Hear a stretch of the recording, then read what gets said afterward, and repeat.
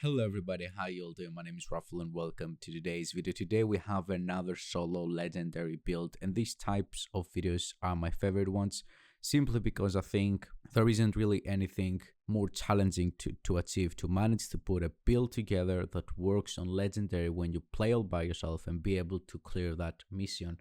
I want to point out before we get into the build that in order for you to clear legendary missions all by yourselves, builds are not the only thing that you're gonna need to have. Yes, you're gonna need a very strong build, but at the same time you're gonna need a very good knowledge of the mission, a very good knowledge of the game, good movement, good placement, good awareness. Because when you go up in legendary missions, one mistake is enough for you to wipe and erase 30-40 minutes of trying. So the more you try to clear those legendary strongholds, the more experience you get and the easier it becomes. So today we have a pretty interesting build. I would say that this is probably one of the best solo legendary builds I've posted on my channel, and that's because it has everything.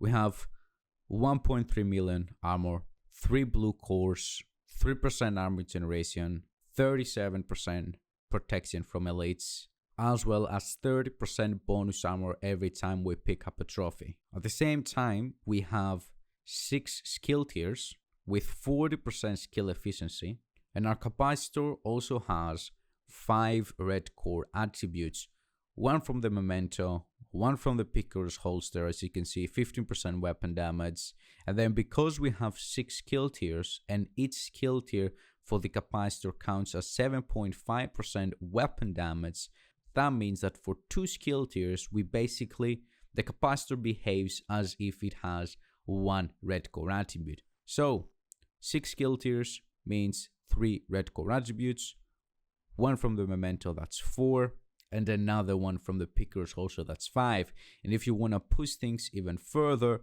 then the long-term buff of the memento, which gives us another 30% weapon damage, could basically count as 2 extra red core attributes as well. I know that some people might say that this is me stretching the stats a lot, however, those are the numbers. I know that the big part of the community doesn't consider the long-term buff of the memento as 2 red core attributes, but 30% weapon damage is equal to having 2 red core attributes, so I don't know why some people don't like saying that kind of stuff. However, I think it's important in order to help newer players understand what's so good about this build. And that's pretty much it. We have a weapon which behaves as if it has 7 red core attributes. We have 3 blue core attributes. We have 37% protection from elite. We have 3% armor generation, which is very helpful.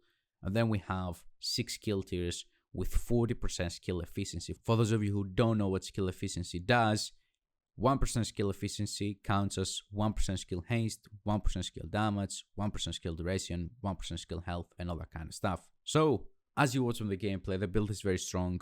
I don't want to keep on talking about numbers. Let's jump into the build and see what we're going with. Of course, we're starting with the memento. The memento is very crucial because it gives us not only 3 core attributes, which all 3 of those core attributes are super important for our build. We need the skill tier, we need the blue core attribute, we need the red core attribute. It also has a pretty strong talent. The long-term buff, after we clear the first part of any legendary mission, we're gonna get 30% weapon damage, 30% skill efficiency, and 3% armor generation. In case you like to play more aggressively and you try to pick up as many trophies as possible, every time you pick up a memento trophy, the short-term buff will give you 5% weapon damage, 30% bonus armor, and another 20% skill efficiency. And I'm saying 20% skill efficiency and not 30, because even though, as you can see here, we have 6 skill tiers, this part over here it says that we have 4, and that's because 2 of our skill tiers don't come from core attributes. One of them comes from the second branch set bonus of the Browse the Archives. There it is, you can see it, +1 skill tier, and another comes from the Technician Proficiency. So memento, in my opinion, this is not certain, I have not tested it, does not count those 2 as skill tiers, and that's why it says here 4, and that's why we get only 20% skill efficiency and not 30. If I'm mistaken about this, then we get 30% skill efficiency every time we pick up a memento trophy. Now let's talk about Brazos the Arcabis. This brand set is truly amazing because it allows you to invest into a different type of core attribute other than skill tier, and that's because the brand set itself, if you equip 2 pieces of it, it gives you a free skill tier. As you can see, the brand set bonuses are 10% skill haste and 1 skill tier. We're gonna talk about all my attributes in a sec. First, I want to talk about the brand sets. The second piece of Brazos the Arcabis I'm going with is of course the named holster, Picaro's holster. The reason for that is very simple.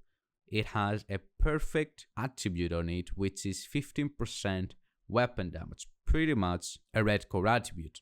On the core attribute we have 170k armor, of course, the second blue core attribute on the build, and then we have an attribute of 10% skill damage. Picaro's holster is a truly amazing item. If you don't have it, I would definitely recommend you to go and farm for it. It can really help with these kinds of builds. And then the last brand set that I decided to use is of course the Empress International.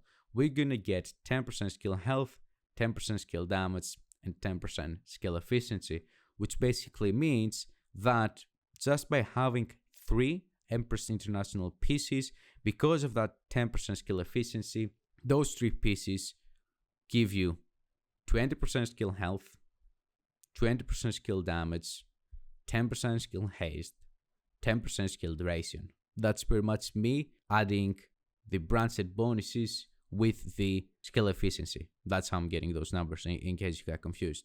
Now, let's talk about our rolls.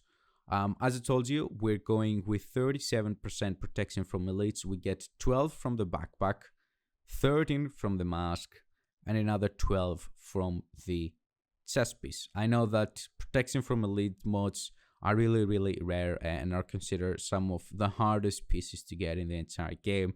However, if you really want to grind and you really want to farm for them, my recommendation would be to put the targeted loot on countdown for gear mods and just keep on spamming it. Sooner or later they will drop. I'm pretty lucky here. I have 1 already maxed out and 2 which are almost maxed out at 12%. Now when it comes to the attributes, let's start off with the mask. 170k armor, 12% skill haste, 10% skill damage. Picaro's holster, we already talked about it. 170k armor, 10% skill damage, 15% weapon damage. Knee pads, 1 skill tier, 10% skill damage, 12% skill haste. Gloves, 1 skill tier, 12% skill haste, 10% skill damage. And then on the chest piece, we have 1 skill tier, 10% skill damage, 10% explosive resistance. Now, this is not skill haste, as most people would have guessed. The reason it's not skill haste is because I cannot recalibrate it, if I'm being honest. I have recalibrated the talent, so I cannot change the explosive resistance. However, my skill haste is already pretty good, especially when we build up all the memento long-term stacks. So basically right now my striker is on a 15-second cooldown. I think by the time I pick up 30 memento stacks and have my long-term buff maxed out and I get that extra 30% skill haste, this over here drops at what, 12 seconds maybe, something like that.